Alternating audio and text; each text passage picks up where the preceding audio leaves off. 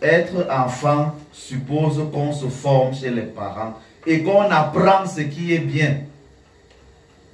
C'est le moment maintenant, quand vous êtes encore sur les bancs, de vous poser beaucoup de questions.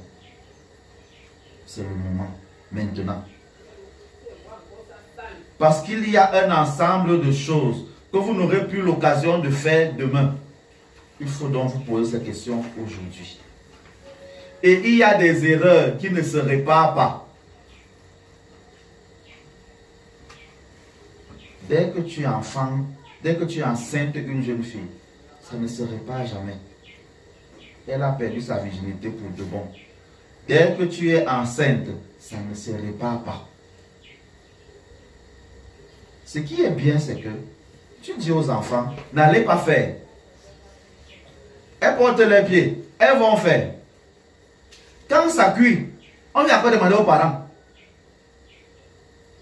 Si vous êtes assez grand, pour vous envoyer en l'air, vous devez aussi être assez grand pour assumer vos grossesses. Je parle d'hommes et de filles aujourd'hui. C'est-à-dire que même le jeune garçon qui a accepté une jeune fille là, peut être capable de payer les visites, de payer la liette. Ce n'est pas aux parents de le faire. Parce que le père n'était pas là. Quand les gars s'envoyaient en l'air là-bas, quand ils prenaient leur plaisir, il n'était pas là. Il ne faut donc pas que maintenant, quand ça cuit, on va demander au papa. Il y a une jeune fille qui est morte parce qu'elle poursuivait le ténor. Elle voulait, elle se vantait qu'elle sort avec le grand ténor. Elle est morte aujourd'hui. Il y a des erreurs qui ne se réparent pas. Dès que tu deviens parent, la vie change. Tu ne peux pas être parent et enfant en même temps. C'est impossible. C'est pour ça qu'on demande de réfléchir avant. Donc, chers enfants, réfléchissez avant de poser les actes que vous posez. Vous rêvez être comme des grands aujourd'hui. Tout le monde applaudit les Samuel Eto'o, les Kylian Mbappé. C'est pas moi quelle star vous aimez encore. Est-ce que vous savez que pour être à leur niveau, pour fêter aujourd'hui, comme vous faites là, ils se sont privés pendant des années. Ils se sont privés pendant des années. Leurs parents ont fait des jours sans manger parce qu'il fallait leur payer les équipements de sport. Et ça a payé aujourd'hui. Est-ce que toi qui me regardes là aujourd'hui, tu donnes l'envie à tes parents de se sacrifier pour toi?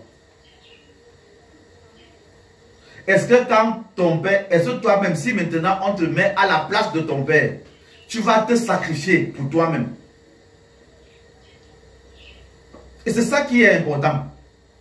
Est-ce que quand vous vous voyez maintenant là, si on prend ta tête, on a la place de ton père là-bas, tu peux dire oui, je peux faire que je passe une journée sans manger pour que je paye le cahier à l'enfant.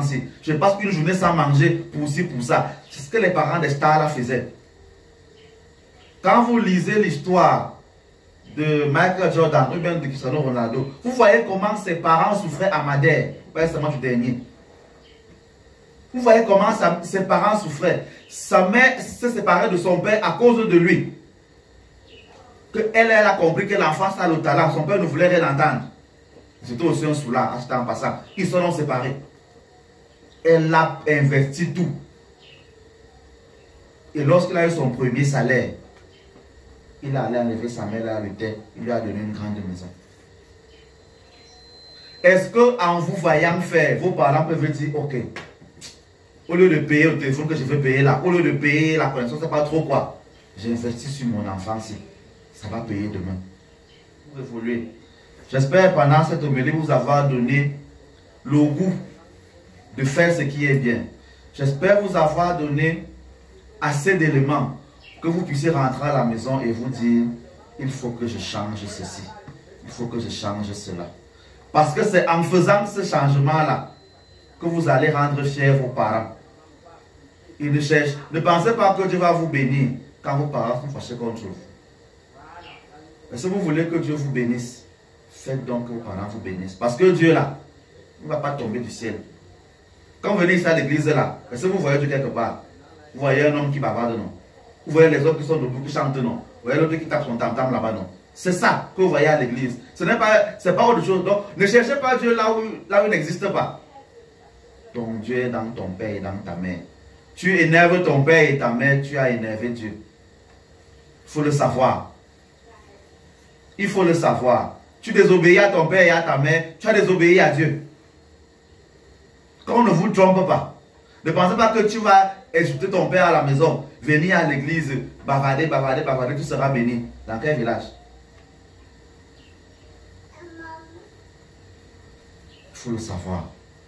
Donc j'espère vous avoir donné le goût de faire les efforts nécessaires pour que vos parents soient fiers de vous.